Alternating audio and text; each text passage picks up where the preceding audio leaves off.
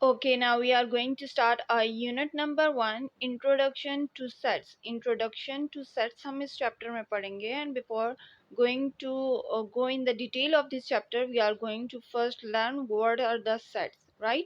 Coming towards the definition, it's book page number 1, and the definition is written over here in this green block, right?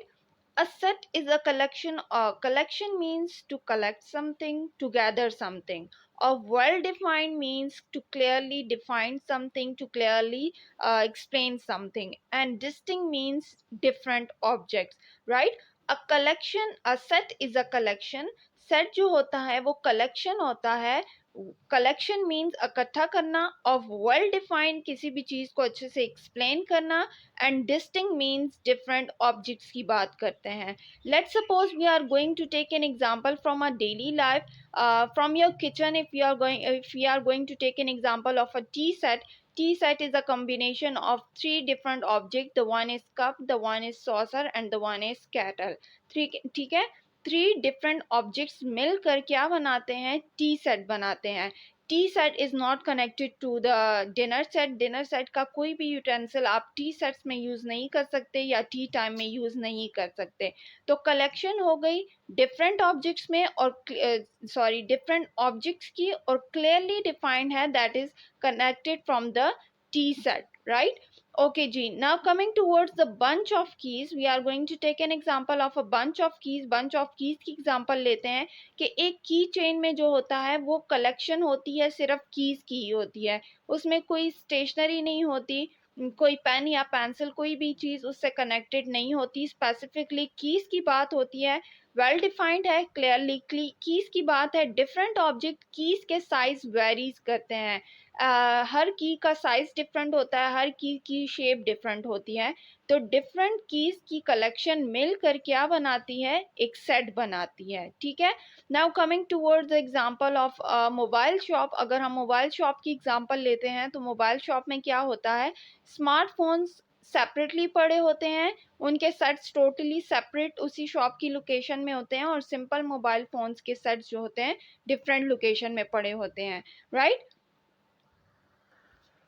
Well defined को हम थोड़ा और पढ़ लेते हैं. A well defined object is one that has specific property by which we can easily identify whether or not an object belongs to the given set. Well defined करने का purpose ही होता है कि हमें ये चीज क्लियरली डिफाइंड हो जाए कि जो भी ऑब्जेक्ट हमारे पास है वो directed towards that specific set है या नहीं है. Let's suppose we are going to take an example of a book. A book does not belong to a cricket set.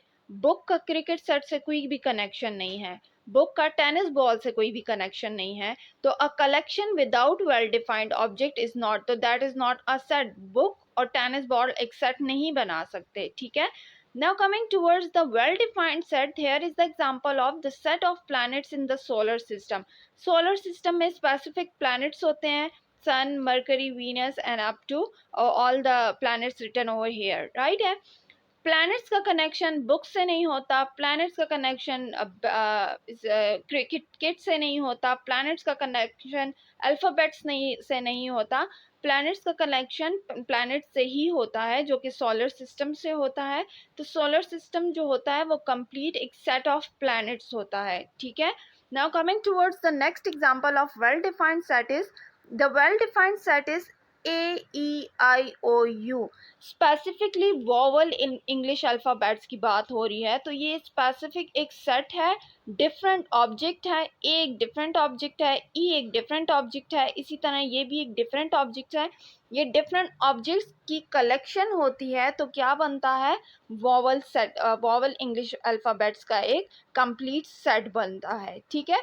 Well defined तो आपको क्लियर हो गया. थोड़ा सा एक एक्सप्लेनेशन आपको नॉट वेल डिफाइंड पे दे देती हूँ, ताकि आपका कॉन्सेप्ट जो है इससे रिगार्डिंग फर्दर क्लियर हो जाए. A group of popular children in your school.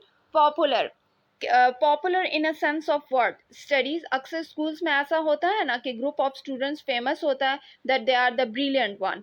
Some of the situation ऐसी होती है कि वो बिहेवियर के रिगार्डिंग से फेमस होते हैं. Behaviour can be good, behaviour can be bad, right? तो किस perspective से, that is not clearly mentioned over here.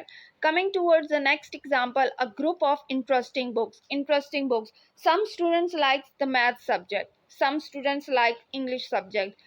Every student have their own choice कि उनके लिए इंटरेस्टिंग सब्जेक्ट या इंटरेस्टिंग बुक क्या होती है. तो that is not also clearly mention over here कि इंटरेस्टिंग बुक्स किस सेंस में और किस ग्रुप के बच्चों की बात हो रही है, ठीक है, किस क्लास के बच्चों की बात हो रही है, या a group of interesting books specifically books किस बुक की बात हो रही है, that is not clearly mention over here, right. इसके बाद आते हैं डिस्टिंक्ट ऑब्जेक्ट को जरा थोड़ा सा डिटेल में पढ़. Okay, a distinct object is one that is different from other object in the set. It is not identical to any other object in the. Identical कहते हैं same को. For example, if a letter appears twice मतलब two times, thrice मतलब three times in a collection, it is written only once in the set. Let's suppose we are going to take an example of Antarctica. Antarctica में a कितनी बार repeat हुआ है? One, two, three times. लेकिन जब हम set बनाएंगे ना तो उसको वन टाइम ही कंसिडर करेंगे, क्योंकि ए को आप जितनी बार भी लिखें रहेगा तो वो ए ही ना. Same is the case T. T two times use हुआ है, लेकिन जब हम उसको सेट में लिखेंगे तो उसको हम वन टाइम कंसिडर करेंगे.